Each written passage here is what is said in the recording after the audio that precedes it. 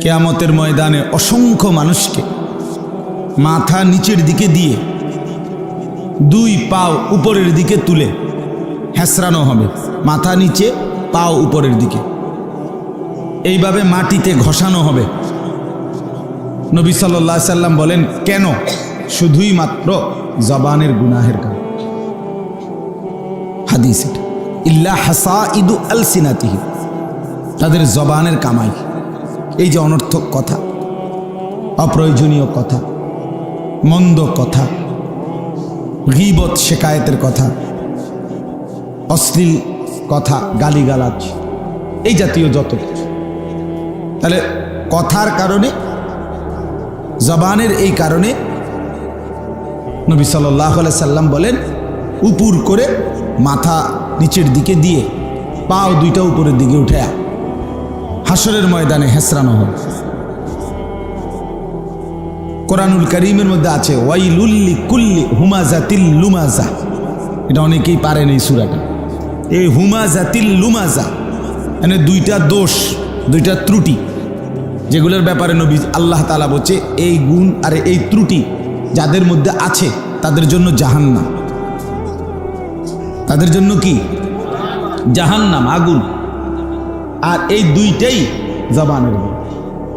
একটা হলো কারো সামনে মুখোমুখি তার নিন্দা করা, আর একটা হলো কারো পশ্চাতে নিন্দা। এই দুইটাই, অর্থাৎ যে কাউকে সামনাসামনিও লজ্জা দেয়, মন্দ বলে, সেও জাহান্নামী। পশ্চাতে যে গীবত করে, সেও জাহান্নামী। তাহলে জবান মানে এই জাহান্নামের কারণটা হলো কি? জবান। সামনে বলুক আর পেছন থেকে বলুক, সবটাই জবান। এই জন্য অনেক হাদিস আছে ভাইয়া, অনেক, যেখানে রাসূলুল্লাহ সাল্লাল্লাহু আলাইহি ওয়াসাল্লাম জবানের হেফাজতের কথা বলছেন। কোরআনুল কারীমের মধ্যে আছে, আল্লাহ তাআলা বলেন, মা ইয়ালফিজু মিন কাউলিন ইল্লা লাদাইহি রাকিবুন আতীদ। প্রত্যেকটি মানুষ তার মুখ দিয়ে, জবান দিয়ে যা কিছু উচ্চারণ করে, আল্লাহ বলেন আমার সার্বক্ষণিক তৎপর সজাগ ফেরেশতা 24 ঘন্টা তা আলাদা লিখে রাখে। এজন্য তাফসিরের মধ্যে আছে, মানুষের সমস্ত অঙ্গ দিয়ে কৃত, যে হাত, পা, চোখ, নাক, কান যা আছে আমাদের দেহের অঙ্গ, সমস্ত অঙ্গ দিয়ে যত কিছু আমরা করি তা এই ডান কাদের বাম কাদের ফেরেশতা সব কিছু লেখে, জবানেরটাও লেখে।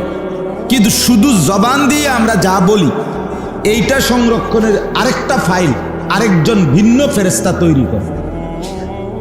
এটার মধ্যে শুধু হইল কথা, জবানের জিহ্বাতে যা বলছিলেন তা।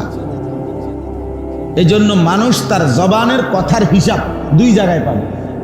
এক হলো ওই ডান কাঁধে বাম কাঁধের ফেরেশতার যে ফাইল, এটার মধ্যে সব কিছুর লগে এটার হিসাবও আছে। আরেকটা হলো শুধু জবানের ফাইল, একটা কি আলাদা, বেহুদা কথা, অপ্রয়োজনীয় কথাগুলো যা বলছিল, এটাই আয়াতের অর্থ। আলাদাভাবে কি পরিমাণ বেহুদা কথা আমরা হাসতে হাসতে, রসিকতা করে, দুষ্টুমি করে, এমনিতেই বলি। অনেক মানুষ হাসতে হাসতেই গালি দেয়। এটা মানে ফুর্তি করে গালি দিয়ে কয়, কিরে ভাই গালি দিলে? দিলাম আরে, দিলাম আরে, মা কি ছাগল, দিলাম আর কি আবার, মানে এটা তার একটা তামাশা আর কি, সেটা তারও মজা পায়। আরেকজনকে গাইলেই সে আরো কি পায়? তৃপ্তি। কতটা বেহায়া, কতটা বেশরম, চিন্তা করে দেখেন। নবী সাল্লাল্লাহু আলাইহি ওয়াসাল্লাম বলেন, সিবাবুল মুসলিমে ফুসুকুন, কোন মুসলমানকে গালি দেওয়া এটা ফাসিকি, প্রকাশ্য কবিরা গুনাহ। নবী সাল্লাল্লাহু আলাইহি সাল্লাম বলেন, আল মুসলিমু মান সালিমাল মুসলিমুনা মিন লিসানিহি ওয়া ইয়াদিহি। প্রকৃত মুসলমান তো সে যে অন্য মুসলমানকে নিজের জবান থেকে এবং হাত থেকে নিরাপদ রাখে। তার মানে জবান দিয়ে কথা কষ্ট দেয় না। আমরা ছাত্র জীবনে মাদ্রাসায় থাকাকালীন বারবার এটা পড়ছি যে জারাহাতুস সিনান লাহাল কিয়ামু ওয়ালা ইয়ালতামু মা জারাহাল লিসান।